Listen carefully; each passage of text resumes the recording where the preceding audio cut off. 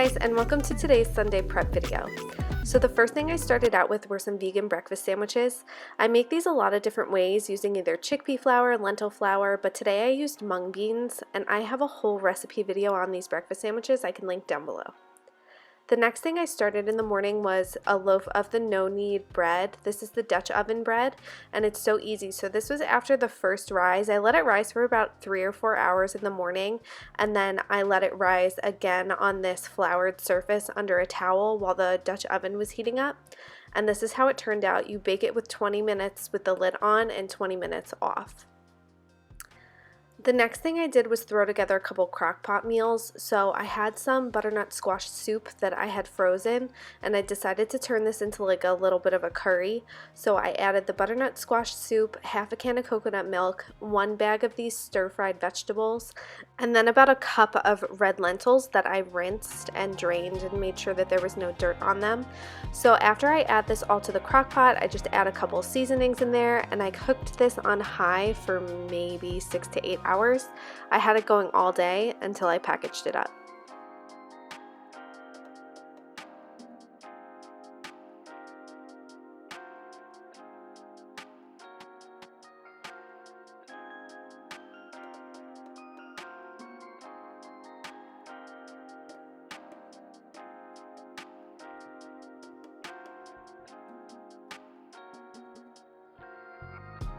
The next crockpot recipe that I'm throwing together is broccoli and cheese soup. So I added about half an onion diced, a can of coconut milk, some vegan broth base, some nutritional yeast,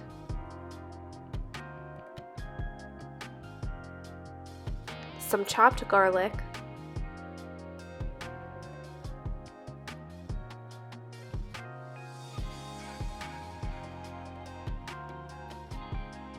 some yellow mustard, as well as mustard powder,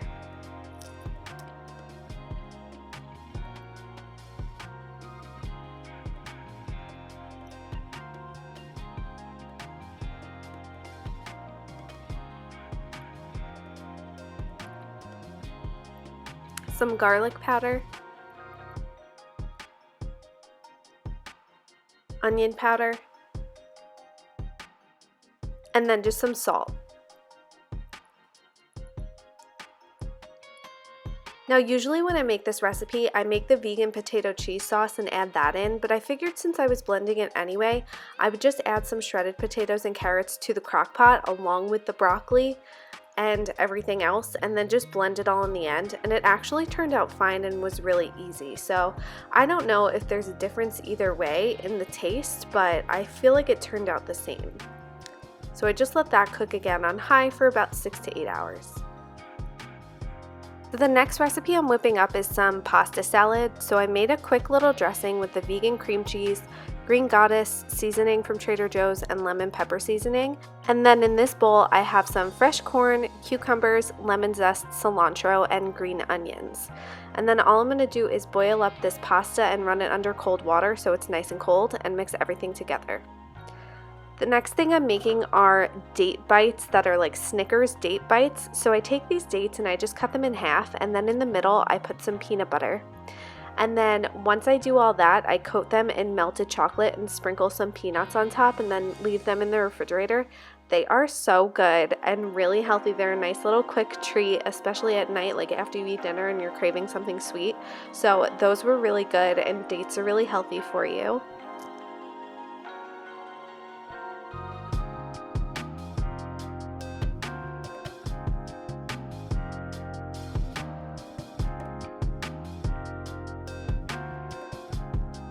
So this is what the broccoli cheese soup ended up looking like. I did throw a little bit of Violife cheese that I had just left over in my fridge in there, and that was really good.